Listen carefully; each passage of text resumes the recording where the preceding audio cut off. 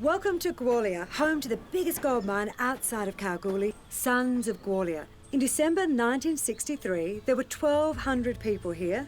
Less than 3 weeks later, only a handful remained. This is the town where time stood still. For more than 60 years, Gwalia was a hive of activity.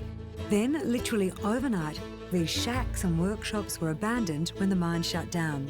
A train came up from Kalgoorlie, and most of the townsfolk simply walked away, taking only what they could carry. Their legacy is the nation's most impressive ghost town. Terry DeMasson grew up here and rang the whistle on the last shift 52 years ago.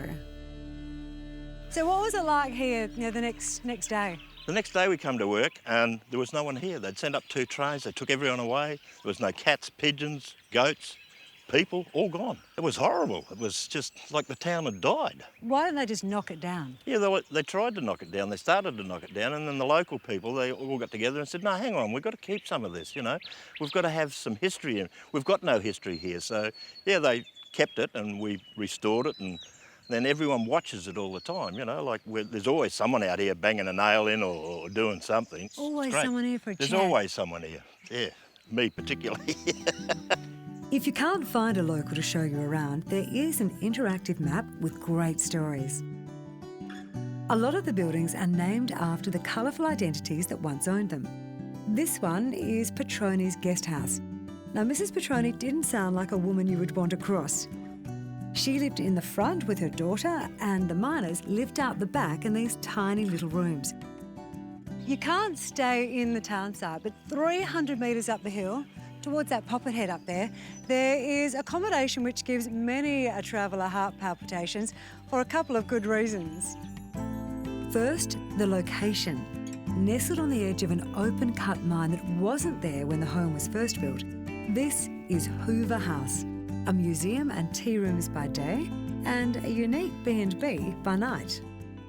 And secondly, it was designed and built by the 31st President of the United States of America, who just happened to be the mine manager here at Gwalia and who's left behind both an amazing home and story. Hoover was in his 20s when he came to this part of the world and had his 24th birthday out here on the veranda. And this, allegedly, was his room. And the wife usually looks at the husband with pleading eyes, sad eyes, to say, oh, I'd love to stay here for the night. She usually gets away. It's a truly special experience. Guests can stay in one of the 3 rooms which are decked out as they would have been in Hoover's day. Before you take your repose, come out into Hoover's lawn and enjoy a homemade piece of cake and a cup of tea and plan the rest of your stay. There are some really interesting drives, 2 in fact, and they're called the Leonora Loops, and they start here, and there are some great scenic lookouts.